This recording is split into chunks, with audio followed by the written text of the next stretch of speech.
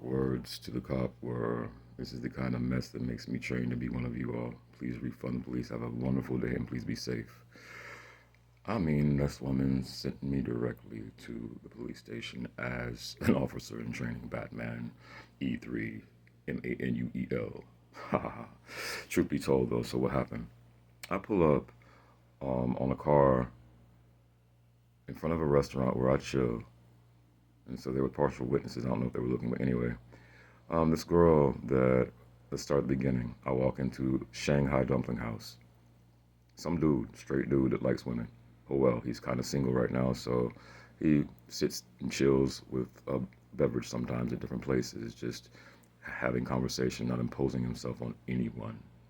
So I go into Shanghai Dumpling House, and there's a beautiful waitress that is very nice to me at first. I mean, deceptively nice when it comes to how nice she just was not to me. So my man, me, goes in there and be like, okay, well, she's being extremely nice to me. But oh, now here comes her girlfriend. They're getting married soon. Okay, I'm Christian, but I'm not going to judge them because I care deeply for people who live on this planet in this crazy time. So I'm like, okay, well, what is this about? Because at first there was an attraction there, a mutual attraction.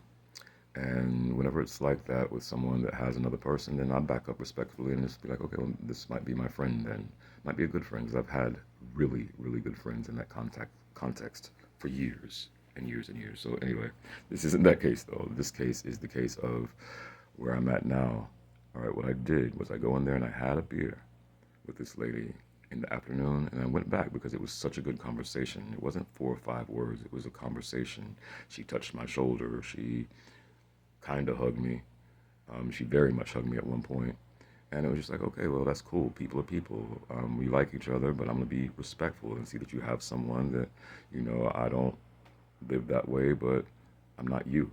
And I do pray for you to be right with God, however He deals with that. And so, what I was going to do when I come back was just like chill some more. And maybe this is a friend. I've had friends before. Oh, wow.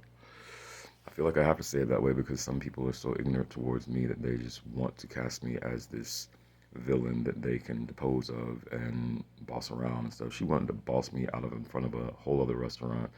The reason I left was to go directly to the police because it was a very situation. It had the potential to be disastrous for my entire me and those that I care deeply about. I'm doing something with my church right now that's very important for me to keep my face clean and my soul within that frame pointed towards God and working hard about it. So yes, I go over to the cops and explain the entire situation because it was a manipulation that I'm not going to allow to steer me from actually beginning to get it back together. So what I did was I left that scene.